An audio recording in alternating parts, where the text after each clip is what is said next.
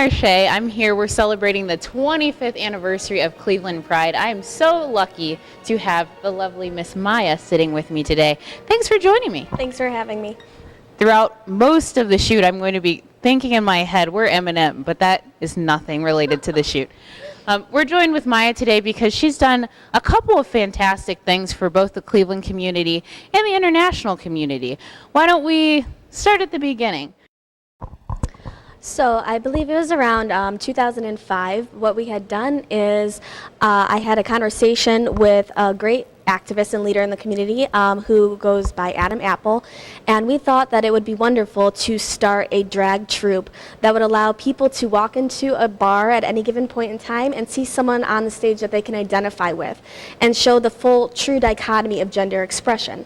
And thus the Cleveland Kings and Ladies were born so that on a weekly basis members of the LGBT community would be able to see a show but also have conversations and advocacy for people who had gender identity issues and wanted to be able to express them more freely.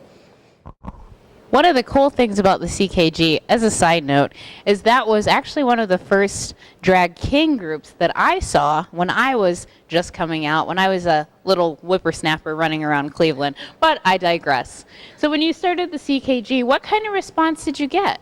It was a very powerful response. We started seeing shows. People would come from as far as Cuyahoga Falls and Akron and even further just to be part of it. And we were seeing our main shows at that time were on Wednesdays at the Grid nightclub, the Grid and Orban nightclub, and we were having shows of around 300 people. And that was just 300 attendees, I should say, but that was just the beginning. So we started to get involved in activism at that time and do a whole bunch of things that just drew awareness to the fact that people aren't alone, that there's someone like you, and it's important to be accepting of everyone within the LGBT community. Perfect, perfect. Now, you did some activism with the CKG, and that was kind of towards some of the beginning of your efforts, and you have a special training. I guess you could say you're one of those fancy pants lawyers. And then you took that and you kind of hit from the ground up. So explain a little bit what you did with that law degree. Sure. So my first big girl job out of undergrad was prevention education. I worked in HIV prevention. I took around a little suitcase of dildos and taught people how to put on condoms and what a dental dam was. And so I was encouraged to go back to school. I got my master's degree in social work, and then I went to law school. So out of law school, I started working as a social worker at Nueva, and after a couple of years, we were able to secure a grant to do the first legal clinic in Cuyahoga County that specifically is addressing the needs of people living with HIV. And then not only did you do stuff in Cleveland, but you also had some international efforts that you worked on as well. So can you explain a little bit about that? Sure. So Nueva, the agency that I work for, is couched in the terms of cultural competency. And we became aware of an effort in El Salvador from an agency called the AIDS Referral Panel in San Francisco, and they were trying to start the first ever LGBT and HIV legal clinic in El Salvador. So I got a leave of absence, and the other attorney at our agency and we went down and we started to work as volunteers for this new fledgling community, law community. And we worked to help this agency to obtain a grant from the United Nations. And this grant was used to put on the first ever LGBT conference in the history of El Salvador.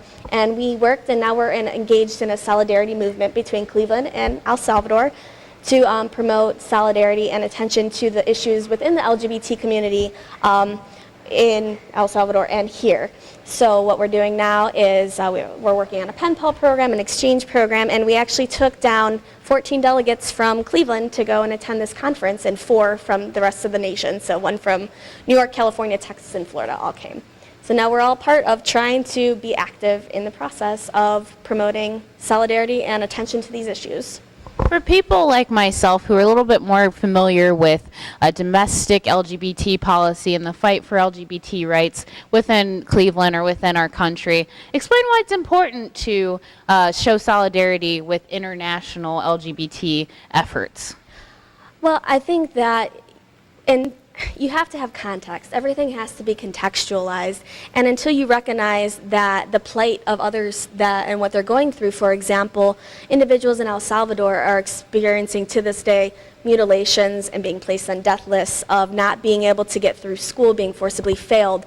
If we don't stand in solidarity with everyone who's being oppressed, then we are not doing our job as members of humanity. So it's important for us to not only pay attention to those being marginalized here, but of course abroad. And also for our brothers and sisters who are here, who are coming from and immigrating from Central America, if we can't understand what their background is and where they're coming from, then we're never going to be able to be proper advocates. I think that we might have a Nobel Peace Prize winner right here. You mark my words, you sign my shirt before you leave. Definitely do that. And we thank Maya for stopping by today to not only express why LGBT rights are important in Cleveland, but why they are important internationally. Until next time, somebody needs to talk to her, so I gotta go. See you later.